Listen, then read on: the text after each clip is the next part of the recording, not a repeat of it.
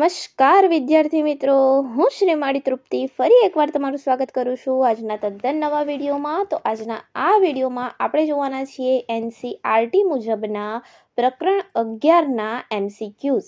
બાયોલોજીનું જે 11મું પ્રકરણ ધોરણ 11નું છે વનસ્પતિઓમાં વહન, એના ટોટલ 100 MCQs જોઈશું. તમે જાણો છો કે આપણા ટાટ HSનો જે સિલેબસ આવ્યો છે એની અંદર આ જે પ્રકરણ છે એ આખું છે. તો આ વિડીયો જે છે તમારા માટે બહુ જ મહત્વપૂર્ણ છે અને તમને એક્ઝામમાં પણ ખૂબ જ હેલ્પફુલ થઈ રહેશે. તો ચાલો હવે ટાઈમ બગાડ્યા વગર આજના આપણા 100 MCQs સ્ટાર્ટ કરીએ. આની પહેલાં હું તમને એક નાનકડી એવી વાત કરી દઉં કે તમને આ PDF જે છે ડાયરેક્ટ આપણી જે ટેલિગ્રામ ચેનલ છે એની ઉપર મળી જશે, પરંતુ એના માટે તમારે આ વિડીયોની ઉપર 100 લાઇક્સ પૂરી કરવી પડશે, કારણ કે તમે વિડીયો જોયેલો છો પરંતુ એને લાઇક કરવાનું ભૂલી જાઓ છો. અને હા, અમારી આ ચેનલને સબસ્ક્રાઈબ કરવાનું ના ભૂલતા. તો ચાલો હવે આપણે જોઈએ આજનો આપણો પહેલો પ્રશ્ન, જે છે વનસ્પતિઓમાં પાણી અને ખનિજ તત્વોનું વહન કઈ પેશી દ્વારા થાય છે? અહીં તમારો ઓપ્શન છે અન્નવાહક પેશી, જલવાહક, મૃદુતક કે સ્થૂલકોણક. ઓકે, ખૂબ સામાન્ય એવો પ્રશ્ન આ પાઠમાંથી. અને આની પહેલાં પણ આપણે જે છે ટાટ HSની માટે બાયોલોજીના કેટલાક વિડીયોઝ જે છે મૂકેલા છે, જેની પ્લેલિસ્ટની લિંક તમને નીચે ડિસ્ક્રિપ્શન બોક્સમાં મળી જશે. આ ઉપરાંત આપણે પાર્ટ 1 માટે પણ જેટલા વિડીયો બનાવ્યા છે એની પણ સરસ મજાની પ્લેલિસ્ટ છે, જેની લિંક તમને નીચે ડિસ્ક્રિપ્શન બોક્સમાં મળી જશે. તો એ વિડીયો પણ અચૂકપણે જોજો. તો અહીં ઓપ્શન તમારા જે છે એમાંથી સાચો જવાબ છે ઓપ્શન બી, જલવાહક પેશી. રાઈટ, જે પાણી અને ખનિજ તત્વોનું વહન કરે છે એ જલવાહક પેશી છે. કેટલી દિશામાં કરે છે? તો એક દિશામાં જ કરે છે. ઓકે, જલવાહક પેશી એક જ દિશામાં વહન કરશે. બીજો પ્રશ્ન છે તમારો, પ્રસરણ એ કેવી પ્રક્રિયા છે? ઓપ્શન છે સક્રિય પ્રક્રિયા, ઉર્જા આધારિત પ્રક્રિયા, નિષ્ક્રિય પ્રક્રિયા કે માત્ર વનસ્પતિના મૃત ભાગોમાં થતી પ્રક્રિયા. તો ડિફ્યુઝન જે છે એ પ્રસરણ જે છે એ કેવા પ્રકારની પ્રક્રિયા કહી શકાય? નિષ્ક્રિય પ્રક્રિયા કહી શકાય. રાઈટ, નિષ્ક્રિય અને ધીમી ગતિએ થાય છે એવું આપણી NCERTની લાઈન છે. ઓકે, નિષ્ક્રિય પ્રસરણ દ્વારા વહન નિષ્ક્રિય રીતે થાય છે. ઓકે, તો નિષ્ક્રિય પ્રક્રિયા છે. Option C is the right answer. ત્રીજો પ્રશ્ન છે, ફેસિલિટેટેડ જે પ્રસરણ છે એમાં કોની મદદ લેવામાં આવે છે? ઓપ્શન છે તમારા ATP, પ્રોટીન વાહકો, ચરબી કે હરિતકણ. ઓકે, પ્રસરણની જ વાત થઈ રહી છે, પરંતુ સાનુકૂલિત પ્રસરણ છે, ફેસિલિટેટેડ ડિફ્યુઝન છે એની વાત થઈ રહી છે. ઓકે, કદાચ પરીક્ષામાં આ રીતે તમને ઇંગ્લિશમાં વર્ડ આપી દે તો પણ આપણને આવડવું જોઈએ. સાનુકૂલિત પ્રસરણની વાત થઈ રહી છે. અહીં રાઈટ આન્સર આવશે પ્રોટીન વાહકો. ઓકે, પ્રોટીન વાહકો વડે આ પ્રસરણ થાય છે. ઉર્જાની જરૂર પડતી નથી, પરંતુ પ્રોટીન વાહકો જે છે અંદર ભાગ ભજવે છે અને આપણે સાનુકૂલિત પ્રસરણ જે છે એ કહીએ છીએ. ચોથો પ્રશ્ન છે, શુદ્ધ પાણીનું જળ ક્ષમતા જે PSI એકમ જે છે, ઓકે, એનું મૂલ્ય કેટલું હોવું જોઈએ? કેટલું હોવું જોઈએ? જે શુદ્ધ પાણીની જળ ક્ષમતા છે એનું મૂલ્ય કેટલું હોવું જોઈએ? ઓકે, અહીં જે છે PSI SI કહેવા માંગે છે. SI જે છે એને દર્શાવાય છે, અહીં એને પકડ્યું નથી. તો કેટલું હોવું જોઈએ SI જે છે એનું મૂલ્ય? ઓકે, 100 હોવું જોઈએ, 1 હોવું જોઈએ, 0 હોવું જોઈએ કે ઋણ હોવું જોઈએ? તો શુદ્ધ પાણીનું જે SI છે અથવા તો જળ ક્ષમતા મૂલ્ય છે એ કેટલું હોવું જોઈએ? 0 હોવું જોઈએ. ઓલરાઈટ, ચલો. પાંચમો પ્રશ્ન છે, જો કોષને હાઇપરટોનિક અધિસાંદ્ર દ્રાવણમાં મૂકવામાં આવે તો શું થાય? તો આપણે જાણીએ છીએ કે જ્યારે કોષ હાઇપરટોનિક સોલ્યુશનમાં હશે ત્યારે કેવી પરિસ્થિતિ સર્જાશે? કેવી સર્જાશે? તો કોષ ફૂલશે, કોષરસ સંકોચન થશે, કોષ ફાટી જશે કે કોઈ ફેરફાર થશે નહીં. તો જ્યારે કોષને આપણે અધિસાંદ્ર દ્રાવણમાં મૂકીએ છીએ, જ્યારે બહારના દ્રાવણની સાંદ્રતા વધારે હોય છે, તો ત્યારે એવી પરિસ્થિતિમાં આપણો જે કોષ છે એ કોષરસનું જે સંકોચન થશે. ઓકે, આપણે દ્રાક્ષ દ્વારા સમજ્યા છીએ કે દ્રાક્ષને જ્યારે પાણીની અંદર ખાંડ ઉમેરીને કે મીઠું ઉમેરીને નાખવામાં આવે છે ત્યારે એનો જે કોષ છે એ સંકોચાઈ જાય છે, અને જ્યારે અધોસાંદ્ર દ્રાવણમાં આપણે મૂકીએ છીએ ત્યારે શું થાય છે? કોષ ફૂલે છે. ઓકે, ચાલો. પછીનો પ્રશ્ન છે, મૂળ દ્વારા પાણીના શોષણ માટે કયો માર્ગ કોષ દિવાલ અને આંતરકોષીય અવકાશ દ્વારા થાય છે? ઓપ્શન છે અહીં સિમ્પ્લાસ્ટ માર્ગ, એપોપ્લાસ્ટ માર્ગ, વેક્યુલર માર્ગ કે સક્રિય માર્ગ. ઓકે, બેઠે બેઠી આપણી NCERTની લાઈન છે. જે મિત્રોને જવાબ આવડે એ નીચે કમેન્ટમાં મને જવાબ જરૂર આપો. ઓકે, બેઠે બેઠી NCERTની લાઈન છે. તો મૂળ દ્વારા પાણીના શોષણ માટે જે માર્ગ કોષ દિવાલ અને આંતરકોષીય અવકાશ દ્વારા થાય છે એને કહેવામાં આવે છે એપોપ્લાસ્ટ માર્ગ. ઓપ્શન બી આપણો રાઈટ આન્સર છે. એપોપ્લાસ્ટ માર્ગ કહેવાય છે. ઓકે, 7મો પ્રશ્ન છે અંતઃશોષણ એક પ્રકારનું શું છે? અંતઃશોષણ અલગથી આખો આપણને જે છે જૂની ચોપડીની અંદર ટોપિક આપેલો છે અંતઃશોષણનો. એ એક પ્રકારનું શું છે? તો સક્રિય વહન છે, આશ્રુતિ છે, પ્રસરણ છે કે બાષ્પોત્સર્જન છે? તો આપણે જાણીએ છીએ કે અંતઃશોષણ જે છે એમાં કોઈ પણ પ્રકારની જે છે ઉર્જાની જરૂર નથી પડતી. ઓકે, એટીપી નથી વપરાતા અને એ એક પ્રકારનું પ્રસરણ છે. Alright, option C is the right answer. અંતઃશોષણ જેને આપણે અંતઃચૂષણ પણ કહીએ છીએ. ઓલરાઈટ, અંતઃશોષણ તો એક પ્રકારનું પ્રસરણ કહી શકાય. Okay, option C is the right answer. 8મો પ્રશ્ન છે પર્ણરંધ્ર જે ખુલ્લા અને બંધ થવાની જે પ્રક્રિયા છે એમાં કયા આયનો મહત્વનો ભાગ ભજવે છે? ઓપ્શન છે તમારા Na+, K+, Ca2+ કે Mg2+. તો કયા આવશે? યસ, એનસીઈઆરટીની જો લાઈને લાઈન આપણે વાંચી હોય ને તો આ બધા પ્રશ્નો સરસ રીતે આપણે જવાબ આપી શકીએ છીએ. ઓકે, અહીં રાઈટ આન્સર આવશે ઓપ્શન બી, K+ આયનો. ઓકે, પર્ણરંધ્ર જે છે એ ખુલવા અને બંધ થવાની જે ક્રિયા છે એની અંદર જે આયનો મહત્વપૂર્ણ ભાગ ભજવે છે એ છે K+ આયનો. ઓકે, K+ આયનો અહીં રાઈટ આન્સર આવશે. Option B is the right answer, K+ આયનો. ઓલરાઈટ, ચાલો. જે બિંદુત સ્વેદન છે જેને ગટેશન કહેવામાં આવે છે એ ક્યારે જોવા મળે છે? ઓપ્શન છે તમારા બપોરના સમયે જ્યારે તાપમાન ઊંચું હોય ત્યારે, રાત્રિના સમયે અથવા વહેલી સવારે જ્યારે બાષ્પીભવન ઓછું હોય ત્યારે, જ્યારે જમીન સૂકી હોય ત્યારે કે માત્ર ઉનાળામાં? તો જે બિંદુત સ્વેદન છે એ ક્યારે જોવા મળે છે? તો રાત્રિના સમયે જોવા મળે છે અથવા તો વહેલી સવારમાં જોવા મળે છે જ્યારે બાષ્પીભવન ઓછું હોય છે. ઓકે, તો બિંદુત સ્વેદન જે છે જે નાના નાના ટપકા આપણને પર્ણો પર દેખાય છે, ઓલરાઈટ, એને બિંદુત સ્વેદન કહીએ છીએ આપણે. તો એ જે છે પાણીના ટપકા જે દેખાય છે, ઓલરાઈટ, તો એ રાત્રિના સમય અથવા વહેલી સવારે જ્યારે બાષ્પીભવન ઓછું હોય ત્યારે આપણને જોવા મળે છે. 10મો પ્રશ્ન છે અન્નવાહકમાં પદાર્થોનું વહન કઈ દિશામાં થાય છે? ઓપ્શન છે તમારા માત્ર ઉપરની તરફ, માત્ર નીચેની તરફ, દ્વિમાર્ગી હોય છે કે માત્ર પર્ણની થી પ્રકાંડ સુધી હોય છે? ઓકે, તો આપણે જલવાહકની વાત કરી આગળ કે એક માર્ગીય વહન હોય છે, તો અન્નવાહકમાં કેવું હશે? દ્વિમાર્ગીય હશે, ઉપર અને નીચે બંને તરફ થશે. ઓકે, યાદ રાખીશું, જલવાહકમાં એક માર્ગીય, અન્નવાહકમાં દ્વિમાર્ગીય વહન થશે. 11મો પ્રશ્ન છે જે સુગમ પ્રસરણ છે જેને ફેસિલિટેટેડ ડિફ્યુઝન અને આપણી ચોપડી મુજબ એને શું કહેવામાં આવે છે? ને સાનુકૂલિત પ્રસરણ. ઓલરાઈટ, તો જે સાનુકૂલિત પ્રસરણ છે, ફેસિલિટેટેડ ડિફ્યુઝન છે, સુગમ પ્રસરણ છે, એના માટે નીચેનામાંથી કયું સાચું છે? ઓપ્શન છે તમારા ઉર્જાનો વપરાશ થાય છે, સંકેન્દ્રણ ઢોળાંશની વિરુદ્ધ વહન થાય છે, વિશિષ્ટ પ્રોટીનની જરૂર પડે છે, તે અત્યંત ધીમી પ્રક્રિયા છે. તો અહીં શું સાચું પડશે? સુગમ પ્રસરણ માટે આગળ જ વાત કરીએ એમ શું છે એની અંદર વિશિષ્ટ પ્રોટીનોની જરૂર પડે છે. જ્યારે સાદું પ્રસરણ થાય છે ને મિત્રો ત્યારે આવા કોઈ વિશિષ્ટ પ્રોટીનની જરૂર પડતી નથી, પરંતુ જ્યારે આપણે સુગમ પ્રસરણની વાત કરીએ, ફેસિલિટેટેડ ડિફ્યુઝનની વાત કરીએ ત્યારે આપણને વિશિષ્ટ પ્રોટીનની જરૂર પડતી હોય છે. Option C is the right answer. 12મો પ્રશ્ન છે જ્યારે પ્રોટીનના અણુઓ એકબીજાથી સ્વતંત્ર રીતે વહન પામે છે ત્યારે તેને શું કહેવાય છે? ઓપ્શન છે તમારા સિમ્પોર્ટ, એન્ટીપોર્ટ, યુનિપોર્ટ, એક્વાપોરિન્સ કે શું કહેવાશે? ચલો ચાલો, શું કહેવાશે? એને યુનિપોર્ટ કહેવાશે. ઓલરાઈટ, જ્યારે જે પ્રોટીનના અણુઓ એકબીજાથી સ્વતંત્ર રીતે વહન પામે છે ત્યારે તેને યુનિપોર્ટ કહેવાય છે. ઓકે, આપણે બીજા એન્ટીપોર્ટ અને સિમ્પોર્ટ જોયા હતા. એન્ટીપોર્ટમાં શું હશે? બંને વિરુદ્ધ દિશામાં વહન પામશે પ્રોટીનના બે અણુઓ, અને જ્યારે સિમ્પોર્ટની વાત કરીએ તો બંને એક જ દિશામાં વહન પામતા હશે, અને યુનિપોર્ટમાં જે છે પ્રોટીનના અણુઓ એકબીજાથી સ્વતંત્ર રીતે વહન પામતા હશે. ઓલરાઈટ, ચાલો. 13મો પ્રશ્ન છે પાણીના અણુઓ વચ્ચેના પરસ્પર આકર્ષણને શું કહેવાય છે? ઓપ્શન છે તમારા અભિલગ્નતા, સશક્તિ, અથવા તો જેને ઇંગ્લિશમાં અભિલગ્ન એટલે એડહેશન. ઓલરાઈટ, બી સંશક્તિ એટલે કે કોહેશન, અને પૃષ્ઠતાણ કહેવાય કે કેશિકાત્વ કહેવાય, તો એને કહેવામાં આવે છે કોહેશન. ઓકે, પાણીના અણુ વચ્ચે જે પરસ્પર આકર્ષણ બળ લાગે છે મિત્રો એને કોહેશન બળ કહેવામાં આવે છે, કોહેશન કહેવાય છે. ઓકે, ચાલો આગળ વધીએ. આના પછીનો પ્રશ્ન છે કે અંતઃશોષણ જે છે એના માટે કયું ઉદાહરણ NCERT-માં આપેલું છે? અંતઃશોષણ માટે કયું ઉદાહરણ તમારી NCERT-માં આપેલું છે તમારે કહેવાનું છે? ઓપ્શન છે તમારા અહીં મીઠાનું પાણીમાં ઓગળવાનું, સૂકા લાકડાનું પાણીમાં ફૂલવું, ખાંડનું દ્રાવણ બનાવવાનું કે પર્ણમાંથી પાણી ગુમાવવાનું. અંતઃશોષણ ખૂબ નાનો એવો ટોપિક જે છે આપણી બુકમાં આપેલો છે. ઓલરાઈટ, શું આવશે આની અંદર? બહુ જ સહેલો પ્રશ્ન છે.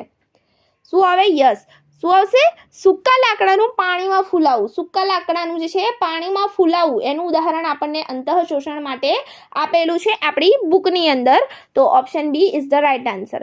15મો પ્રશ્ન છે મૂળ દાબ જેને રૂટ પ્રેશર કહેવાય છે શાના માટે જવાબદાર છે? ઓપ્શન છે તમારા ખૂબ ઊંચા વૃક્ષોમાં પાણી ચડાવવા માટે, રાત્રિ દરમિયાન પાણીના વહનની શરૂઆત કરવા માટે, બાષ્પોત્સર્જન વધારવા માટે કે પ્રકાશ સંશ્લેષણ જે છે એને ઘટાડવા માટે. તો જે આપણું મૂળ દાબ છે મિત્રો, મૂળ દાબ એ શાના માટે જવાબદાર છે? શાના માટે જવાબદાર છે મૂળ દાબ? યસ. શું આવશે અહીં? અહીં આવશે કે જે રાત્રિ દરમિયાન પાણીનું વહન છે એની જે શરૂઆત કરવા માટે મૂળ દાબ જે છે એ જવાબદાર છે. Option B is the right answer. રાત્રિ દરમિયાન પાણીના વહનની શરૂઆત કરવા માટે. 16મો પ્રશ્ન છે જે કેસ્પેરિયન પટ્ટીઓ છે એ ક્યાં આવેલી હોય છે? ઓપ્શન છે તમારા બાહ્યકમાં, અધિસ્તરમાં, અંતઃસ્તરમાં કે પરિચક્રમાં. તો જે કેસ્પેરિયન પટ્ટીઓ છે એ ક્યાં આવેલી હોય છે? કેસ્પેરિયન પટ્ટીઓ. યસ. વનસ્પતિમાં પાણીનું શોષણ કેવી રીતે થાય છે એની અંદર આનું બધું જ આપ્યું છે આપણને. કેસ્પેરિયન પટ્ટીઓ ક્યાં આવેલી છે? તો જે આ કેસ્પેરિયન પટ્ટીઓ છે શું પહેલા તો ઓકે એ આવેલી છે અંતઃસ્તરમાં. હું તમને કહી દઉં કેસ્પેરિયન પટ્ટીઓ આવેલી છે અંતઃસ્તરમાં, પણ એ છે શું? તો જે છે ને પાણી માટે અપ્રવેશશીલ જે સ્તર હોય છે એની અંદર સુબેરિન યુક્ત સ્થૂલન હોય છે એને કેસ્પેરિયન પટ્ટીઓ કહીએ છીએ. એવું પૂછે કે કેસ્પેરિયન પટ્ટીઓમાં શાનું સ્થૂલન હોય છે? તો સુબેરિનનું સ્થૂલન હોય છે જે પાણી માટે અવાહક હોય છે અને એ આવેલી છે અંતઃસ્તરમાં. ઓકે, ચાલો. 17મો પ્રશ્ન છે સિમ્પ્લાસ્ટ એ માર્ગમાં પાણીનું વહન કોના દ્વારા થાય છે? સિમ્પ્લાસ્ટ જે માર્ગ છે, સિમ્પ્લાસ્ટ એની અંદર જે આપણે જેને શું કહીએ છીએ? સિમ્પ્લાસ્ટને સંદ્રવ્ય પાથવે. રાઈટ, સંદ્રવ્ય પાથવે જે છે બે પ્રકારના આપણે જોયા હતા પાથવે, એક અપદ્રવ્ય પથ અને બીજો સદ્રવ્ય પથ. તો જે સંદ્રવ્ય પથ છે જેને સિમ્પ્લાસ્ટ કહેવાય છે એના માર્ગમાં પાણીનું વહન કોના દ્વારા થાય છે? ઓપ્શન છે અહીં કોષ દિવાલ દ્વારા, કોષરસ તંતુઓ દ્વારા, આંતરકોષીય અવકાશ દ્વારા કે વાયુરંધ્ર દ્વારા. કોના દ્વારા થાય છે સિમ્પ્લાસ્ટમાં? ઓકે, પ્લાઝ્મોડેસ્માટા જેને કહેવાય છે. ઓકે, ઇંગ્લિશમાં પ્લાઝ્મોડેસ્માટા કોષ રસ તંતુઓ દ્વારા થાય છે. સિમ્પ્લાસ્ટ જે પાથવે છે એની અંદર પાણીનું વહન પ્લાઝ્મોડેસ્માટા કોષ રસ તંતુઓ દ્વારા થાય છે. રાઈટ, ચાલો. 18મો પ્રશ્ન છે બાષ્પોત્સર્જનનો દર માપવા માટે કયા સાધનનો ઉપયોગ થાય છે? ઓપ્શન છે આપણા ઓક્ઝેનોમીટર, પોટોમીટર, મેનોમીટર, ઇલેક્ટ્રોમીટર. શું આવશે? Potometer. Okay, option B is the right answer. બાષ્પોત્સર્જનનો દર માપવા માટે પોટોમીટરનો ઉપયોગ થાય છે. 19મો પ્રશ્ન છે રક્ષક કોષોની કોષ દિવાલ જે હોય છે એ કેવી હોય છે? તો બધી બાજુએથી સમાન જાડી હોય છે. અંદરની દિવાલ જાડી અને બહારની દિવાલ જે છે એ પાતળી હોય છે. અંદરની દિવાલ પાતળી અને બહારની દિવાલ જાડી હોય છે કે માત્ર ખૂણા પરથી જાડી હોય છે? તો જે રક્ષક કોષો છે મિત્રો એની દિવાલ કેવી હોય છે? અંદરની દિવાલ જે છે એ જાડી હોય છે અને બહારની દિવાલ પાતળી હોય છે. કેમ? તો એ ફૂલી શકે. ઓલરાઈટ, આપણે રક્ષક કોષો જે છે વાયુરંધ્ર આખું ભણ્યા છીએ, એમાં રક્ષક કોષો જોયા છે. તો એની અંદરની જે દિવાલ હશે કેવી હશે મિત્રો? જાડી હશે અને બહારની દિવાલ કેવી હશે? પાતળી હશે. 20મો પ્રશ્ન છે દ્રાવ્ય ક્ષમતા જે સાઈ એસ છે. ઓકે, સાઈ એસ સમજવાનું. તમે સાઈનું સાઇન જોયું જ હશે. તો સાઈ એસ કહેવા માંગે છે હંમેશા કેવી હોય છે? દ્રાવ્ય ક્ષમતા સાઈ એસ હંમેશા કેવી હોય છે? NCERT-ની જે છે આપણી લાઈન છે ધન હોય છે, શૂન્ય હોય છે, ઋણ હોય છે કે અનંત હોય છે? કેવી હોય છે? ઋણ હોય છે. ઓકે, ઓલવેઝ ઋણ હોય છે. દ્રાવ્ય ક્ષમતા ઓલવેઝ ઋણ હોય છે. Okay, psi S. ચાલો. 21મો પ્રશ્ન છે માઇકોરાઇઝા એ કોની વચ્ચેનું સહજીવન છે? ઓપ્શન છે આપણા લીલ અને ફૂગ અને ઉચ્ચ વનસ્પતિના મૂળ, બેક્ટેરિયા અને મૂળ કે બે મૂળ વચ્ચે. તો માઇકોરાઇઝા એ શાના વચ્ચેનું સહજીવન છે? માઇકોરાઇઝા ફૂગ અને ઉચ્ચ વનસ્પતિના મૂળ વચ્ચેનું સહજીવન છે. ઓપ્શન બી આપણો રાઈટ આન્સર છે, ફૂગ અને ઉચ્ચ વનસ્પતિના મૂળ. 22મો પ્રશ્ન છે સામૂહિક વહન જે માસ ફ્લો કહેવામાં આવે છે એનો જે સિદ્ધાંત છે એના મુજબ વહન કોના કારણે થાય છે? ઓપ્શન છે તમારા પ્રસરણ ઢોળાવના કારણે, દાબ તફાવતના કારણે, તાપમાન તફાવતના કારણે કે ઉર્જા વપરાશના કારણે. તો જે સામૂહિક વહન થાય છે જેને માસ ફ્લો કહેવાય છે એ દાબ તફાવતના કારણે થાય છે. ઓકે, એ જે સામૂહિક વહન છે એના સિદ્ધાંત મુજબ વહન જે છે દાબ તફાવતના કારણે થાય છે, પ્રેશર ડિફરન્સના કારણે થાય છે. Option B is the right answer.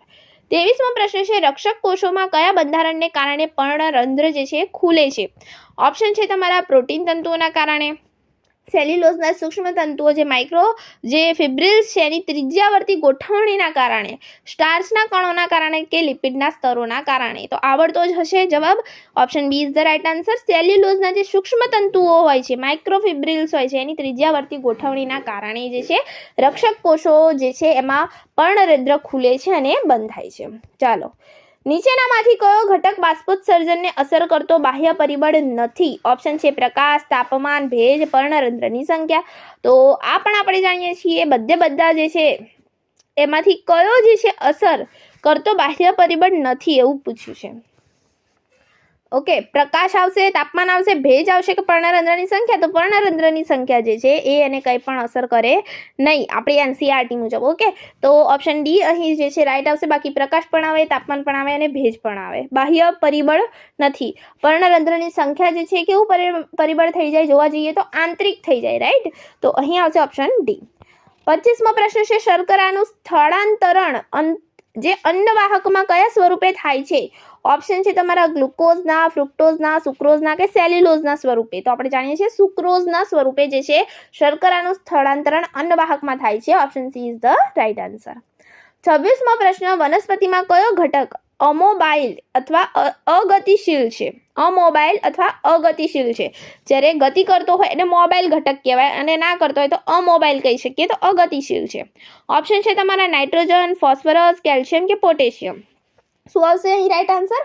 અહીં રાઈટ આન્સર છે આપણો ઓપ્શન સી. ઓલરાઈટ, કેલ્શિયમ આવશે. વનસ્પતિમાં જે કેલ્શિયમ છે એ અમોબાઇલ અગતિશીલ ઘટક કહી શકાય. 27મો પ્રશ્ન છે અન્નવાહકમાં દ્રવ્યોના વહન માટેનો માસ ફ્લો હાઇપોથિસિસ કોણે આપ્યો હતો? ઓપ્શન છે તમારા જે.સી. બોઝ, અર્ન્સ્ટ મંચ, સ્ટીફન હેલ્સ કે મેલ્વિન કેલ્વિન. બોલો, કોણે આપ્યો હતો? મેલ્વિન કેલ્વિને એક અગત્યની વસ્તુ આપી હતી, એ આપણે જોવાના છીએ. શું આપ્યું હતું મેલ્વિન કેલ્વિને? આવડતું હોય તો કમેન્ટ કરીને જરૂરથી જણાવજો. પણ અહીં જે જવાબ છે મેલ્વિન કેલ્વિન નથી. ઓલરાઈટ, શું આવશે જવાબ? ઓપ્શન બી, અર્ન્સ્ટ મંચ જે છે એ અર્ન્સ્ટ મંચ. ઓકે, અન્નવાહકમાં દ્રવ્યોના વહન માટેનો જે માસ ફ્લો હાઇપોથિસિસ છે એ અર્ન્સ્ટ મંચે આપ્યું હતું. 28મો પ્રશ્ન છે જલવાહકમાં પાણીના સ્તંભનું વહન તૂટતું નથી કારણ કે? તો એની અંદર ગુરુત્વાકર્ષણ બળ હોય છે એટલે પાણીના અણુઓ વચ્ચે સશક્તિ બળ હોય છે એટલે કોષરસનું દબાણ કે પ્રસરણ શાના લીધે નથી તૂટતું? આપણે આગળ જ જોયું, જે પાણીના અણુઓ હોય ને એમની વચ્ચે કોહેશન બળ હોય, રાઈટ? સશક્તિ બળ હોય. ઓકે, તો પાણીના અણુઓ વચ્ચે સશક્તિ બળ હોય છે, એના લીધે જે પાણીના સ્તંભનું વહન છે એ તૂટતું નથી. ઓકે, ઓપ્શન બી આપણો રાઈટ આન્સર આવશે. 29મો પ્રશ્ન છે ગર્ડલિંગ. જે ગર્ડલિંગ છે પ્રયોગ શાના માટે કરવામાં આવે છે? ઓપ્શન છે તમારા પાણીના વહન માટે, ખોરાકના વહન માટે, ક્ષારોના વહન માટે કે વૃદ્ધિ માટે. તો જે ગર્ડલિંગ જે છે એ પ્રયોગ કરવામાં આવે છે ખોરાકના વહન માટે.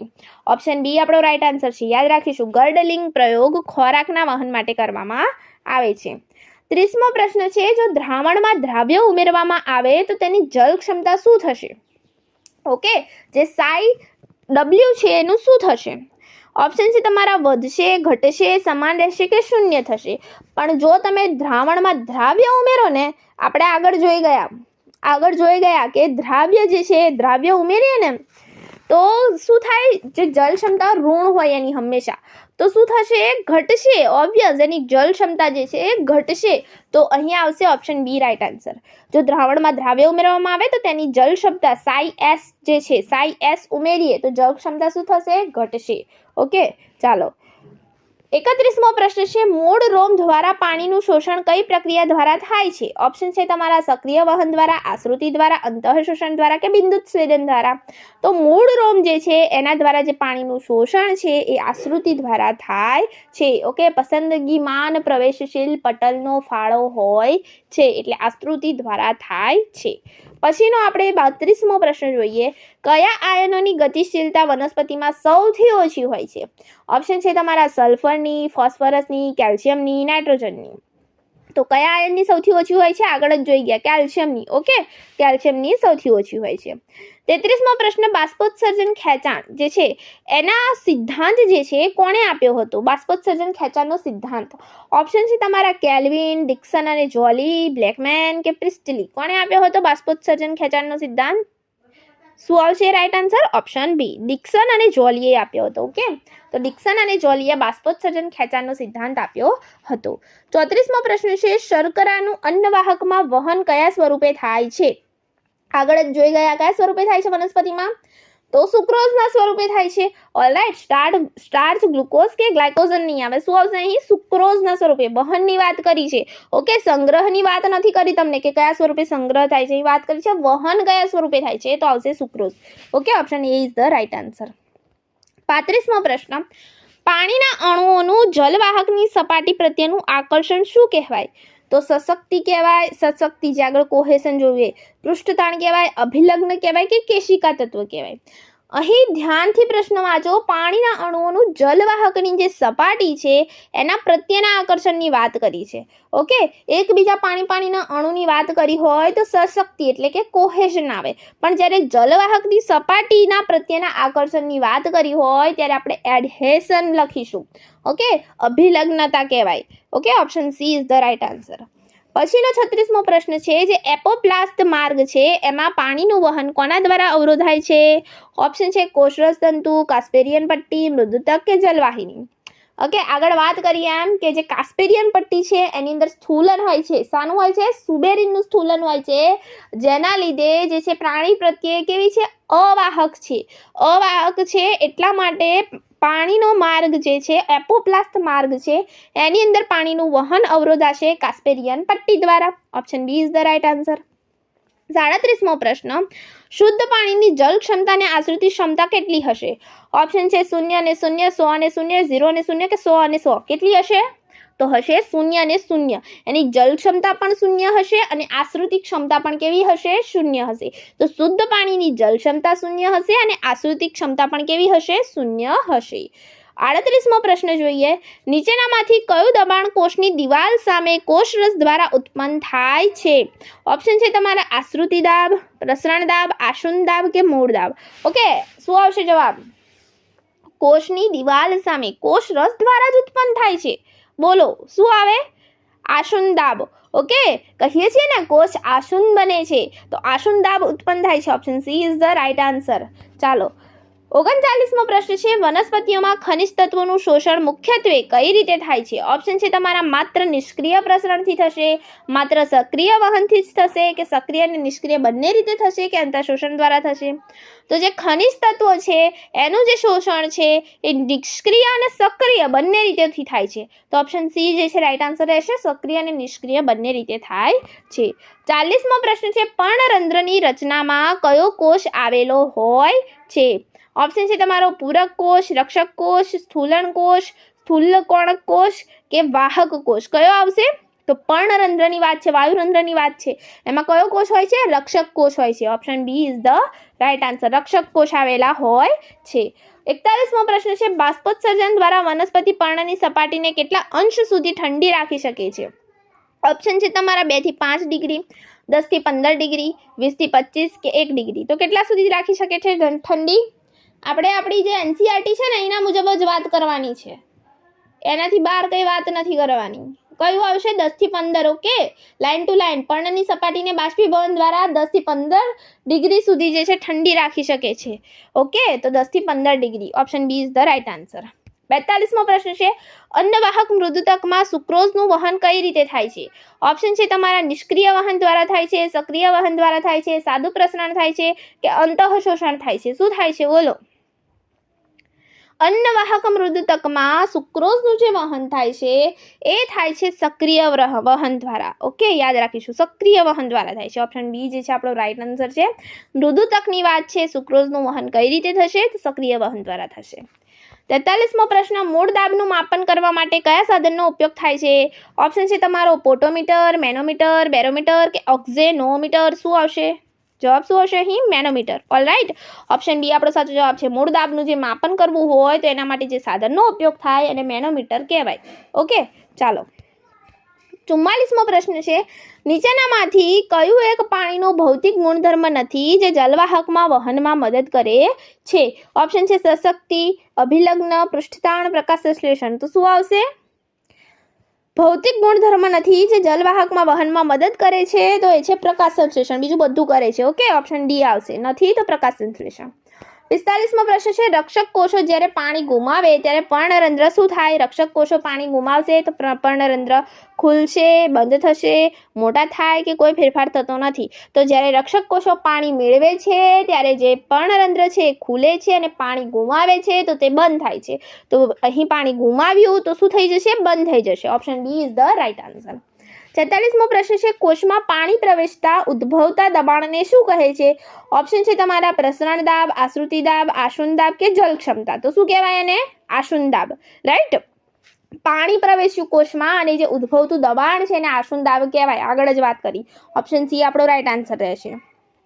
47મો પ્રશ્ન છે, માઇકોરાઇઝા મૂળને શું શોષવામાં મદદ કરે છે? માઇકોરાઇઝા ફૂગ હોય. ઓકે, ઉચ્ચ કક્ષાની વનસ્પતિઓ અને ફૂગના વચ્ચે જે મૂળ હોય એના ફૂગ વચ્ચે જે સહજીવન હોય એને માઇકોરાઇઝા કહેવાય. ઓપ્શન છે તમારા નાઇટ્રોજન, ફોસ્ફરસ, પોટેશિયમ કે કેલ્શિયમ. તો શું શોષવામાં મદદ કરે છે? ફોસ્ફરસ. યાદ રાખજો, phosphorus. Option B is the right answer, phosphorus. Okay, હું તમને કહું કે નાઇટ્રોજન શોષવામાં મદદ કરે તો બેક્ટેરિયાનું નામ બોલો. શું આવે? મૂળગંડિકામાં આવેલા બેક્ટેરિયા, રાઇઝોબિયમ. ઓકે, એ પણ યાદ રાખવાનું છે. ટેટ 2023માં જે ટેટ 2 લેવાઈ હતી એમાં પૂછાઈ ગયેલો પ્રશ્ન છે. ઓકે, 48મો પ્રશ્ન છે આપણો, દ્વિદળી વનસ્પતિમાં પર્ણની કઈ સપાટી પર પર્ણરંધ્રોની સંખ્યા વધુ હોય છે? તો ઉપરની સપાટી આવશે, નીચેની આવશે કે બંને સપાટી પર સમાન હોય કે માત્ર કિનારી પર? તો યાદ રાખીશું કે પર્ણરંધ્રો છે ને મિત્રો, એના દ્વારા જે આપણું પ્લાન્ટ છે, આપણી વનસ્પતિ છે, પાણી ગુમાવી પણ શકે છે. ઓલરાઈટ, એટલે જો ડાયરેક્ટ સૂર્યનો તડકો આવે ને તો ડાયરેક્ટ એ પર્ણરંધ્ર ખુલ્લા હોય તો પાણી વધુ ગુમાવાય. એટલે શું હોય કે જે પર્ણ હોય ને એની નીચેની સપાટી પર પર્ણરંધ્ર આવેલા હોય વધારે, તો અહીં આવશે નીચેની સપાટી. Okay, option B is the right answer. 49મો પ્રશ્ન છે, પર્ણરંધ્રની ખુલવાની ક્રિયા માટે કયું પ્રકાશનું કિરણ વધુ અસરકારક છે? લાલ, લીલું, વાદળી કે પીળું? બોલો. શું આવશે? વાદળી. ઓકે, વાદળી કિરણ જે છે વધુ અસરકારક છે પર્ણરંધ્ર ખુલવાની ક્રિયા માટે. Option C is the right answer, વાદળી. ઓકે, 50મો પ્રશ્ન છે, કોષરસ સંકોચન દરમિયાન પાણી સૌપ્રથમ ક્યાંથી બહાર નીકળે છે? ઓપ્શન છે તમારા રસદાનીમાંથી, કોષરસમાંથી, કોષ કેન્દ્રમાંથી કે હરિતકણમાંથી. ક્યાંથી બહાર નીકળશે? કોષરસનું સંકોચન થાય તે દરમિયાન પાણી સૌપ્રથમ ક્યાંથી બહાર નીકળશે? ક્યાંથી નીકળશે? કોષરસમાંથી નીકળશે. Okay, option B is the right answer, કોષરસમાંથી. 51મો પ્રશ્ન છે, કાસ્પેરિયન પટ્ટી શાની બનેલી હોય છે? ઓપ્શન છે તમારા સેલ્યુલોઝની, લિગ્નિનની, સુબેરિનની કે પેક્ટિનની. આગળ જ વાત કરી, suberin. Okay, option C is the right answer, suberin. 52મો પ્રશ્ન, પાણીની વહન દિશા કઈ તરફ હોય છે? તો ઊંચી જળ ક્ષમતાથી નીચી જળ ક્ષમતા તરફ, નીચી જળ ક્ષમતાથી ઊંચી જળ ક્ષમતા તરફ, માત્ર ઉપરથી નીચે કે સમાન જળ ક્ષમતા વચ્ચે? તો કઈ હશે? ઊંચી જળ ક્ષમતાથી નીચી જળ ક્ષમતા તરફ હશે. તો option A is the right answer. 53મો પ્રશ્ન, બિંદુત સ્વેદનમાં કયા છિદ્રો દ્વારા પાણીના ટીપા સ્વરૂપે બહાર પાણી આવે? તો પર્ણરંધ્ર, જલરંધ્ર, વાતરંધ્ર કે મૂળરંધ્ર? યાદ રાખજો, જલરંધ્ર. ઓકે, બિંદુત સ્વેદનની વાત કરી હોય અને કયા છિદ્રો દ્વારા પાણી ટીપા સ્વરૂપે બહાર આવે તો કહેવાનું જલરંધ્ર. Option B is the right answer. 54મો પ્રશ્ન છે, સક્રિય વહનમાં કોની જરૂર પડે છે? તો પ્રોટીન પંપની પડે, એટીપીની પડે, ઢોળાવની વિરુદ્ધ વહન કે આપેલ તમામ? તો આપેલ તમામની પડે. ઓકે, પ્રોટીન એ જોઈએ, એટીપી એ જોઈએ, ઢોળાવની વિરુદ્ધનું વહન હોય અને આપેલ તમામની જરૂર પડે. 55મો પ્રશ્ન જોઈએ, અન્નવાહકમાં વહન માટે સ્ત્રોત એટલે શું? ઓપ્શન છે તમારા જ્યાં ખોરાકનો સંગ્રહ થાય છે, જ્યાં ખોરાકનું સંશ્લેષણ થાય છે, મૂળનો વિસ્તાર થાય છે કે પ્રકાંડનો વિસ્તાર થાય છે. તો અન્નવાહકમાં સ્ત્રોત એટલે એવું કહેવાય, સોર્સ એટલે એવું કહેવાશે કે જ્યાં ખોરાકનું સંશ્લેષણ થાય.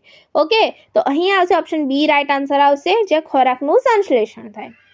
56મો પ્રશ્ન છે, નીચે સાંદ્રતાથી ઊંચી સાંદ્રતા તરફ થતા વહનને શું કહેવાય? ઓપ્શન છે તમારા નિષ્ક્રિય વહન, સક્રિય વહન, પ્રસરણ કે સુગમ પ્રસરણ. જ્યારે પ્રસરણ થતું હોય ને મિત્રો, ત્યારે કઈ તરફ થાય? તો ઊંચી સાંદ્રતાથી નીચી સાંદ્રતા તરફ થાય. પણ જ્યારે આપણે અણુને નીચી સાંદ્રતાથી ઊંચી સાંદ્રતા તરફ વહન કરાવવું હોય તો કમ્પલસરી સક્રિય વહન કરવું પડે. ઓપ્શન બી આપણો રાઈટ આન્સર આવશે. 57મો પ્રશ્ન છે, રક્ષક કોષોમાં સેલ્યુલોઝના માઇક્રોફાઇબ્રિલ્સ જે છે એ કઈ રીતે ગોઠવાયેલા હોય છે? તો ઊભા હોય છે, ત્રિજ્યાવર્તી હોય છે, આડા હોય છે કે અનિયમિત? તો કેવા હશે? ત્રિજ્યાવર્તી. તમે કદાચ જોઈ હશે રક્ષક કોષોની આકૃતિ તો તમને ખ્યાલ હશે કે ત્રિજ્યાવર્તી રીતે જે છે ગોઠવાયેલા હોય છે, જે સેલ્યુલોઝના માઇક્રોફાઇબ્રિલ્સ હોય છે એ. 58મો પ્રશ્ન છે, વનસ્પતિમાં નાઇટ્રોજનનું વહન કયા સ્વરૂપે થાય છે? તો માત્ર અકાર્બનિક આયનો સ્વરૂપે, કાર્બનિક સ્વરૂપે, એમિનો એસિડ સ્વરૂપે, N2 વાયુ તરીકે કે A અને B બંને? તો N2 વાયુ તરીકે તો ના જ થાય. ઓકે, એવું જ્યાં જોવો નહીં લખવાનું. શું આવશે? A અને B બંને. માત્ર અકાર્બનિક આયનો તરીકે પણ થાય અને કાર્બનિક સ્વરૂપે, એમિનો એસિડના સ્વરૂપે પણ થાય. ઓપ્શન ડી આવશે, A અને B બંને. એક્વાપોરિન્સની વાત કરીએ, શું છે? ઓકે, એક્વાપોરિન્સ નાના એવા શબ્દોમાં લખેલું છે. કેટલા હોય છે? 8 હોય છે, 8 પ્રકારના. ઓકે, તો એક્વાપોરિન્સ એ શું છે? તો ચરબીના અણુઓ છે, પાણીના વહન માટેના પ્રોટીન માર્ગો છે, ઉત્સેચકો છે કે ક્ષાર છે? તો એક્વાપોરિન્સ એ શું છે? વન કાઇન્ડના પાણીના વહન માટેના પ્રોટીનના માર્ગો છે જે કોષની અંદર આવેલા હોય છે અને એક્વાપોરિન્સ કહેવાય છે, જે 8 પ્રકારના હોય છે. ઓપ્શન બી આપણો રાઈટ આન્સર જ છે, પાણીના વહન માટેના પ્રોટીન માર્ગો છે. 60મો પ્રશ્ન છે, પર્ણરંધ્ર બંધ થવા માટે કયો અંતઃસ્ત્રાવ જવાબદાર છે? ઓક્સિન, સાયટોકાઇનિન, એબ્સિસિક એસિડ કે જિબ્રેલિન? કયો આવશે? ખાસ યાદ રાખવાનું હો પરીક્ષા માટે, એબ્સિસિક એસિડ. ઓકે, ABA નું ટૂંકું નામ છે, એબ્સિસિક એસિડ આવશે. તો પર્ણરંધ્ર બંધ થવા માટે જે અંતઃસ્ત્રાવ જવાબદાર છે એ છે એબ્સિસિક એસિડ. ઓલરાઈટ. 61મો પ્રશ્ન જોઈએ, બાષ્પોત્સર્જનના ખેંચાણને લીધે જલવાહકમાં પાણીનો સ્તંભ કેટલો ઊંચો જઈ શકે છે?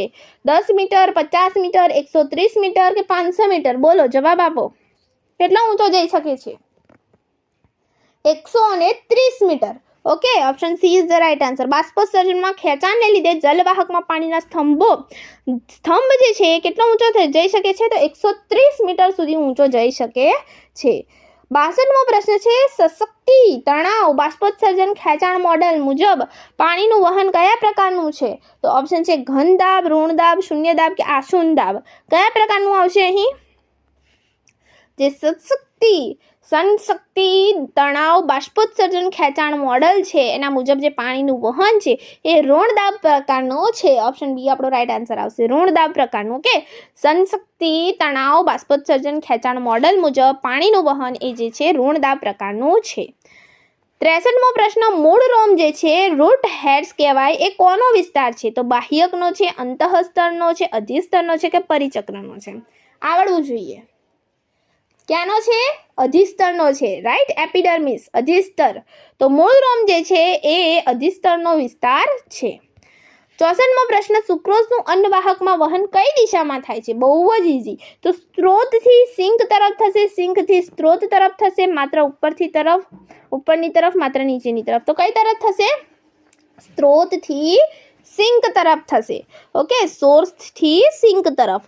Option A is the right answer. ચાલો, 65મો પ્રશ્ન, વનસ્પતિ દ્વારા શોષાયેલું કેટલું પાણી બાષ્પોત્સર્જન દ્વારા ગુમાવાય છે? તો 50% કરતાં ઓછું, 99%થી વધુ, 10%થી ઓછું કે 75%? કેટલું ગુમાવાય છે?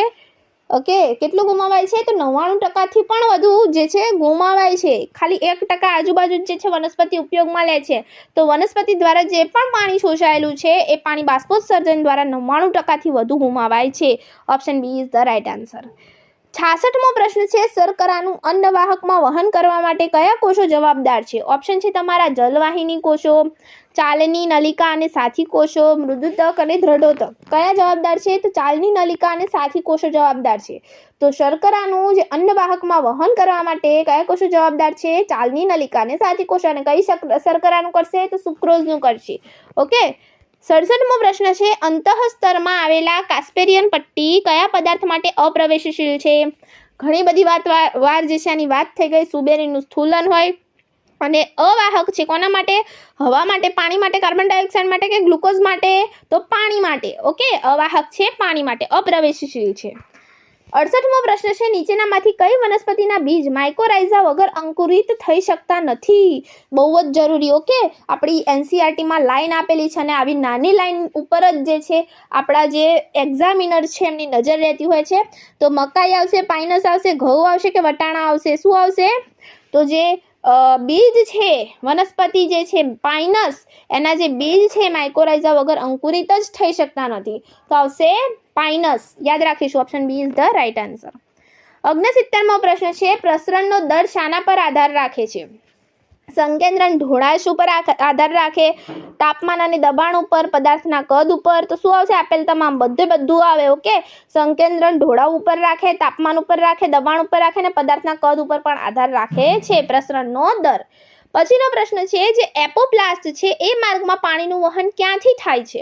ઓપ્શન છે તમારા કોષરસ દ્વારા, આંતરકોષીય અવકાશ અને કોષ દિવાલ દ્વારા, રસધાની દ્વારા કે પ્લાઝ્મોડેસ્મેટા દ્વારા? તો એપોપ્લાસ્ટની વાત છે, સિમ્પ્લાસ્ટની નથી. એપોપ્લાસ્ટમાં શાના દ્વારા થાય? આંતરકોષીય અવકાશ જે હોય અને કોષ દિવાલ જે હોય એના દ્વારા થાય. ઓકે, ઓપ્શન બી આપશે આપણો સાચો જવાબ. આંતરકોષીય અવકાશ અને કોષ દિવાલ દ્વારા જે છે વહન થાય છે.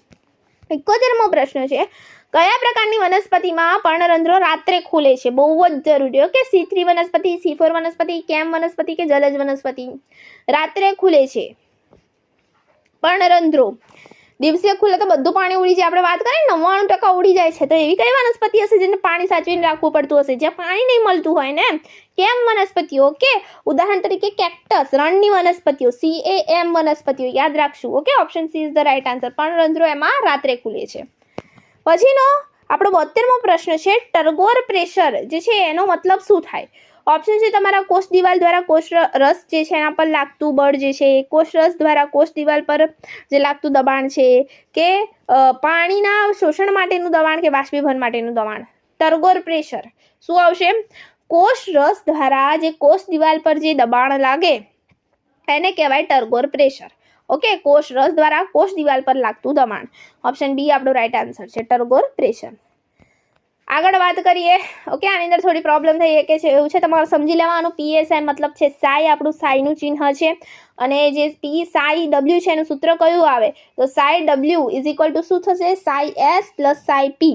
તો ઓપ્શન એ જ રાઈટ આન્સર છે. Psi W is equal to psi S plus psi P. Right, option A જ સાચો જવાબ છે.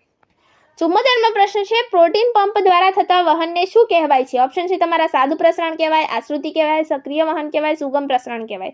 તો કેવું પ્રસરણ કહેવાય? સક્રિય વહન કહેવાય. રાઈટ, પ્રોટીન પંપ દ્વારા વહન જે થાય એને આપણે સક્રિય વહન કહીએ. ઓકે, સક્રિય વહન કહીશું. પંપ દ્વારા, પંપ કીધું છે. ઓકે, ચાલો. 75મો પ્રશ્ન છે, પાણીનું પ્રસરણ અર્ધપ્રવેશશીલ પટલ દ્વારા થાય તો તેને શું કહેવાય? વાહ, અંતઃશોષણ, આશ્રુતિ, વિદ્યુતસ્વેદન, સક્રિય વહન. આગળ જ વાત કરીએ એમ આશ્રુતિ કહેવાય. અર્ધપ્રવેશશીલ પટલની વાત કરી હોય, પસંદગીમાં પ્રવેશશીલ પટલની વાત કરી હોય તો આશ્રુતિ આપણું આવે, osmosis. Option B is the right answer.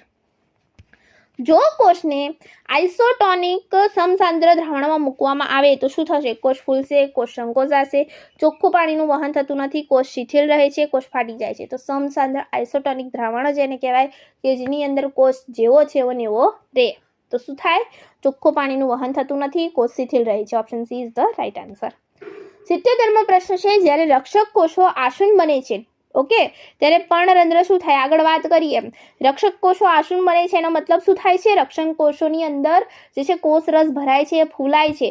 તો શું થશે? તો જે છે આપણો જે કોષ છે, આપણું પર્ણરંધ્ર છે એ શું થશે? ખુલશે. Okay, option A is right answer, ખુલશે. અને જ્યારે રક્ષક કોષો પાણી ગુમાવશે તો એ બંધ થશે. ઓકે. 78મો પ્રશ્ન, પર્ણના મધ્યપર્ણ પેશીના કોષોમાં કઈ શર્કરા બને છે? ઓપ્શન છે તમારા ગ્લુકોઝ, સ્ટાર્ચ, ફ્રુક્ટોઝ કે લેક્ટોઝ? તો જેનું મધ્યપર્ણ પેશીના કોષો છે એની અંદર મિત્રો બનશે ગ્લુકોઝ. યાદ રાખીશું, option A is the right answer. પર્ણના મધ્યપર્ણ પેશીના કોષોમાં જે શર્કરા બને છે ગ્લુકોઝ. 79મો પ્રશ્ન છે, નીચેનામાંથી કયો ઘટક જલવાહક દ્વારા વહન પામતો નથી? ઓપ્શન છે તમારા પાણી આવે, ખનિજ ક્ષારો આવે, કેટલાક હોર્મોન્સ કે સ્ટાર્ચ. તો જે જલવાહક દ્વારા વહન પામતો નથી એ છે આપણો શું આવશે? બોલો બોલો. Starch. Alright, option D is the right answer, starch. 80મો પ્રશ્ન, શૂન્ય કરતાં ઓછી જલ ક્ષમતા કોની હોય છે? તો શુદ્ધ પાણીની, દ્રાવણની, હવાની, આપેલ તમામની. તો આગળ વાત કરીએ. શૂન્ય કરતાં ઓછી જલ ક્ષમતા ઋણમાં જાય છે તો અંદર જે છે SAI હોવું જોઈએ. દ્રાવ્ય પદાર્થ હોય તો દ્રાવ્ય પદાર્થ શામાં હશે? દ્રાવણમાં હશે, તો દ્રાવણની હશે. ઓકે, શૂન્ય શુદ્ધ પાણીની તો શૂન્ય હોય એટલે આપેલ તમામ વાળો ઓપ્શન તો કાઢી જ દેવાનો. એટલે દ્રાવણની કેવી હશે? શૂન્ય કરતાં ઓછી જલ ક્ષમતા હશે. ઓલરાઈટ. 81મો પ્રશ્ન, કોષરસ સંકોચન ઉલટાવી શકાય તેવી પ્રક્રિયા છે? તો હા, ના, માત્ર રાતે, માત્ર ઊંચા તાપમાને. તો કોષરસ સંકોચન જે છે ઉલટાવી શકાય છે. અધિસાંદ્ર દ્રાવણમાં કોઈ કોષ મેં નાખ્યો અને એ જે છે સંકોચાઈ ગયો, બરોબર, અને પછી હું એને ઉઠાવીને પાછો અધોસાંદ્રમાં નાખું તો પાછો ફૂલાઈ જશે. ઓકે, તો એ ઉલટાવી શકાય એવી પ્રક્રિયા છે. પછીનો 82મો પ્રશ્ન છે, એક્વાપોરિન્સ કેટલા પ્રકારના પ્રોટીનના બનેલા હોય છે? આગળ વાત કરીએ. એક્વાપોરિન્સ 8 પ્રકારના પ્રોટીનના બનેલા હોય છે. મેં તમને કીધું, તો ઓપ્શન સી આપણો રાઇટ આન્સર આવશે. એક્વાપોરિન્સ જે છે 8 પ્રકારના પ્રોટીનના બનેલા હોય છે. 8 પ્રકારના હોય છે. પછીનો 83મો પ્રશ્ન છે, એક્વાપોરિન્સ શું કરે છે? તો જે પ્રોટીનના અણુઓ છે, રાઈટ, જે માર્ગ પૂરો પાડે છે અણુઓને આરપાર જવા આવવા માટે, એક્વાપોરિન્સ. ચાલો, 83મો પ્રશ્ન, કયા વહન દરમિયાન પ્રોટીન વાહકો સંતૃપ્ત થઈ જાય છે? ઓપ્શન છે તમારા સાદું પ્રસરણ આવે, સુગમ પ્રસરણ અને સક્રિય વહન આવે, માત્ર આશ્રુતિ આવે કે અંતઃશોષણ આવે. તો શું આવશે આની અંદર? તો પ્રોટીન વાહકો સંતૃપ્ત સેચ્યુરેટેડ ક્યારે થશે? તો જ્યારે સુગમ પ્રસરણ કાં તો સક્રિય વહન થતું હશે ત્યારે. તો સુગમ પ્રસરણ અને સક્રિય વહન દરમિયાન. પછીનો 84મો પ્રશ્ન છે, ખનિજ આયનોનું વહન પર્ણમાં કોના દ્વારા થાય છે? ઓપ્શન છે તમારા અન્નવાહક, જલવાહક, ત્વચા કે મૂળરોમ. તો શાના વડે થાય છે? ખનિજ આયનોનું વહન જલવાહક વડે થાય છે, પણ કેટલાક અમાઉન્ટમાં અન્નવાહક વડે પણ થતું હોય છે. પણ અહીં આપણે જે છે સ્પેસિફિક જે છે આપણી બુકની અંદર લખેલું છે કે પાણી અને ખનિજ આયનોનું વહન જલવાહક દ્વારા થાય છે. તો આપણે જલવાહક અહીં ખાસ આને મહત્વ આપીશું. ઓકે. 85મો પ્રશ્ન છે, વનસ્પતિમાં પદાર્થોનું લાંબા અંતરનું વહન શાના દ્વારા થાય છે? ઓપ્શન છે તમારા પ્રસરણ દ્વારા, આશ્રુતિ દ્વારા, સામૂહિક વહન દ્વારા કે સાયટોપ્લાઝમિક સ્ટ્રીમિંગ દ્વારા. તો શાના દ્વારા થાય છે લાંબા અંતરનું વહન? આગળ વાત કરીએ, માસ ફ્લો દ્વારા થશે, સામૂહિક વહન દ્વારા થશે. Option C is the right answer. 86મો પ્રશ્ન, મૂળ દાબનું કારણ શું છે? ઓપ્શન છે તમારા નિષ્ક્રિય શોષણ છે, સક્રિય આયન શોષણને કારણે થતી આશ્રુતિ છે, બાષ્પોત્સર્જન છે કે પ્રકાશ સંશ્લેષણ છે? તો મૂળ દાબ થાય છે. મૂળ દાબ તો મોટા ભાગે ક્યારે થતો હોય છે મિત્રો? રાત્રિ દરમિયાન થતો હોય છે. તો પ્રકાશ સંશ્લેષણ તો નહીં આવે, બાષ્પોત્સર્જન નહીં આવે. તો અહીં આવશે સક્રિય આયન શોષણને કારણે થતી આશ્રુતિ. ઓકે, ઓપ્શન બી આપણો રાઇટ આન્સર છે. મૂળ દાબનું કારણ સક્રિય આયન શોષણને કારણે થતી આશ્રુતિ. 87મો પ્રશ્ન છે, બિંદુત સ્વેદનમાં ગુમાવતું પાણી કેવું હોય છે? ઓપ્શન છે શુદ્ધ હોય છે, અકાર્બનિક અને કાર્બનિક દ્રવ્ય ધરાવતું હશે, દ્રાવણ કે માત્ર ખાંડનું દ્રાવણ કે ઝેરી દ્રવ્ય. તો બિંદુત સ્વેદનમાં જે પાણી ગુમાવે વનસ્પતિ એ પાણી કેવું હશે? તો અકાર્બનિક અને કાર્બનિક દ્રવ્ય ધરાવતું દ્રાવણ હશે. Option D is the right answer. Alright. 88મો પ્રશ્ન છે, એકદળી વનસ્પતિમાં રક્ષક કોષોનો આકાર કેવો હોય છે? ઓપ્શન છે તમારા કિડની આકાર, વૃક્કાકાર હશે, ડંબલ આકાર હશે, ગોળાકાર હશે કે અનિયમિત હશે. તો કેવો હોય છે? એકદળી વનસ્પતિમાં સ્પેસિફિક આપણી બુકની અંદર આપેલું છે કે ડંબલ આકાર હશે. ઓકે, એકદળી વનસ્પતિમાં રક્ષક કોષોનો આકાર કેવો હશે? ડંબલ આકાર હશે. તો કિડની આકાર જે વૃક્કાકાર છે એ શાની અંદર હશે? કહો, જવાબ આપો. એકદમ ઇઝી છે. શાની અંદર હશે? મને જવાબ આપજો. ઓકે, ચાલો. 89 નંબરનો પ્રશ્ન છે, અન્નવાહકમાં દ્રાવ્ય પદાર્થોની વહન દિશા હંમેશા કઈ તરફ હશે? હંમેશા નીચે તરફ, સ્ત્રોતથી સિંક તરફ, ઉપરથી નીચે અને નીચેથી ઉપર બંને કે બી અને સી બંને? તો અહીં રાઇટ આન્સર આવશે બી અને સી બંને. ઓકે, તો સ્ત્રોતથી સિંક તરફ પણ હશે, ઉપરથી નીચે અને નીચેથી ઉપર બંને તરફ હોઈ શકે છે. ઓકે, દ્રવ્ય બધી બાજુ થઈ શકે. આપણે જાણીએ છીએ કે દ્વિદિશીય હોય છે એ, બરોબર. ચાલો, હવે જોઈએ 90 નંબરનો પ્રશ્ન, વાયુરંધ્રના છિદ્રની ફરતે કયા કોષો આવેલા હોય છે? લોહર, રક્ષક, વાહક, સહાયક. તો આવડું જે રક્ષક કોષો. Okay, option B is the right answer. દ્રાવ્ય ક્ષમતા જે SAI છે એને અન્ય કયા નામે ઓળખવામાં આવે છે? તો જળ ક્ષમતાના નામે, આશ્રુતિ ક્ષમતા, દાબ ક્ષમતા, ગુરુત્વાકર્ષણ ક્ષમતા. તો જે SAI છે મિત્રો એને ઓળખવામાં આવે છે ઓસ્મોટિક પોટેન્શિયલના નામે, આશ્રુતિ ક્ષમતાના નામે. ઓકે, SAI ની વાત થઈ રહી છે, દ્રાવ્ય ક્ષમતા. તો આશ્રુતિ ક્ષમતા તરીકે એને જે છે ઓળખવામાં આવે છે. Option B is the right answer. 92 નંબરનો પ્રશ્ન, જળ ક્ષમતાનો એકમ કયો છે? પાસ્કલ, ન્યૂટન, જૂલ કે કેલરી? વાત કરીએ આપણે, પાસ્કલ આવે. ઓકે, ચાલો. 93 નંબરનો પ્રશ્ન, કઈ ક્રિયા દરમિયાન પાણી પ્રવાહી સ્વરૂપે ગુમાવાય છે? ઓપ્શન જે દ્વારા બાષ્પોત્સર્જન, વિદ્યુત શ્વેતન, પ્રસરણ કે અંતઃશોષણ. તો પ્રવાહી સ્વરૂપે ગુમાવાશે તો આવશે વિદ્યુત શ્વેતન. Okay, option B is the right answer, વિદ્યુત શ્વેતન. 94મો પ્રશ્ન છે, સાથી કોષો જે છે કમ્પેનિયન સેલ્સ એ ક્યાં મદદરૂપ થાય છે? જલવાહકમાં પાણી વહન માટે, અન્નવાહકમાં શર્કરા લોડિંગમાં, કે મૂળદાબ ઉત્પન્ન કરવા, કે પર્ણરંધ્ર ખોલવા? તો જે સાથી કોષો છે, સાથી મિલ કે હાથ બડાના, એ અન્નવાહકમાં શર્કરાના લોડિંગમાં જે છે મદદરૂપ થાય છે. Option B is the right answer, અન્નવાહકમાં શર્કરાના લોડિંગમાં હેલ્પફુલ થાય છે. 95મો પ્રશ્ન, જો બાહ્ય દ્રાવણ કોષરસ કરતાં ઓછું સાંદ્ર હોય તો તેને શું કહેવાય? બાહ્ય દ્રાવણ સરખી રીતે સમજીએ. બાહ્ય દ્રાવણ જે છે એ કોષરસ, જે કોષ છે આપણા, એના કરતાં ઓછું સાંદ્ર છે તો એ કેવું હશે? અધોસાંદ્ર હશે. ઓકે, હાઇપરટોનિક હશે. અને એવું કીધું હોય કે જો બાહ્ય દ્રાવણ કોષરસ કરતાં વધુ સાંદ્ર હોય તો એ કેવું હશે? તો એ હાઇપરટોનિક હશે, અધિસાંદ્ર હશે. પણ અહીં ઓછું સાંદ્ર કીધું છે એટલે હાઇપોટોનિક હશે. તો આ જે દ્રાવણ છે એની અંદર કોષ ફૂલાશે કે સંકોચાશે? તો શું થશે? તો અધોસાંદ્ર દ્રાવણ છે, હાઇપોટોનિક દ્રાવણ છે, તો આપણો કોષ શું થશે? ફૂલાશે. ઓકે, તો option B is the right answer. ચાલો, 96 નંબરનો પ્રશ્ન, કઈ વનસ્પતિમાં પર્ણરંધ્રો ડંબલ આકાર જે ડૂબેલા હોય છે? ઓપ્શન છે તમારા જલજ વનસ્પતિ, મરુદભીદ, મેગ્રોવ્સ કે મધ્યોદભીદ. તો કેવી હોય? તે જે મરુદભીદ વનસ્પતિ હોય. ઓકે, મરુદભીદ, એની અંદર જે પર્ણરંધ્રો હોય છે એ ડૂબેલા હોય છે, સકેન હોય છે. રાઈટ, યાદ રાખીશું, મરુદભીદ વનસ્પતિઓમાં જે ઝેરોફાઇટ છે એની અંદર જે પર્ણરંધ્રો છે એ ડૂબેલા હોય છે, મરુદભીદ વનસ્પતિ. 97મો પ્રશ્ન જોઈએ, પ્રસરણ એ ટૂંકા અંતરનું વહન છે કે લાંબા અંતરનું? તો અહીં જે છે રાઈટ આન્સર આવશે મિત્રો, ટૂંકા અંતરનું. ઓકે, પ્રસરણ જે છે ટૂંકા અંતરનું નિષ્ક્રિય વહન છે. આપણા બુકની લાઈન છે, ટૂંકા અંતરનું જ આપણે લખવાનું. Option A is the right answer. 98મો પ્રશ્ન, વનસ્પતિના વધતા ભાગો જેવા કે અગ્રસ્થ કલિકા શું ગણાય છે? સ્ત્રોત ગણાશે, સિંક ગણાશે, મૂળદાબ કેન્દ્ર, બાષ્પોત્સર્જન કેન્દ્ર? તો એ સિંક ગણાશે. ઓકે, યાદ રાખશું, સિંક ગણાશે. વનસ્પતિનો જે વધતો ભાગ છે એ શું ગણાશે? સિંક ગણાશે. Option B is the right answer.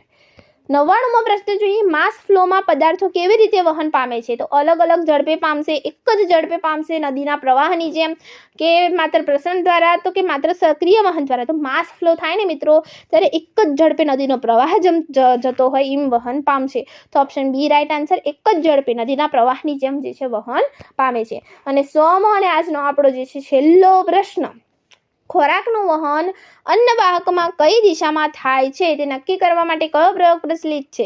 Option છે તમારા બેલ જાર પ્રયોગ, ગર્ડલિંગ, છાલ ઉતારવાનો પ્રયોગ, કે પોટોમીટરનો પ્રયોગ, કે જોસેફ પ્રિસ્લીનો પ્રયોગ? તો જે ખોરાકનું વહન અન્નવાહકમાં કઈ દિશામાં થાય છે એ નક્કી કરવા માટેનો પ્રયોગ પ્રચલિત છે એ છે ગર્ડલિંગનો, છાલ ઉતારવાનો પ્રયોગ. ઓકે, ઓપ્શન બી આપણો રાઈટ આન્સર રહેશે. અને અહીં આપણો આ સરસ મજાનો વિડીયો પૂર્ણ થાય છે. જો વિડીયો ગમ્યો હોય તો પ્લીઝ આને લાઇક કરો. તમારા જેવા બીજા જે એસ્પિરન્ટ્સ છે એમની સાથે આ વિડીયોને અચૂકપણે શેર કરો. અને અમારી ચેનલ ઉપર નવા છો તો આને સબસ્ક્રાઈબ કરવાનું બિલકુલ ના ભૂલતા. અને નીચે પ્લેલિસ્ટમાં બીજા જે વિડીયો આપેલા છે એ પણ જુઓ. અને ટેલિગ્રામ ચેનલ ઉપર તમારી લાઇકો પૂરી થાય એવી તરત જ આની PDF મળી જશે. અને અગાઉ ટેસ્ટ સિરીઝ પણ ટેલિગ્રામ ચેનલ ઉપર મૂકેલી છે અને અન્ય PDF પણ મૂકેલી છે, અચૂકપણે જુઓ. ઓકે, તો thank you friends, keep watching, keep learning.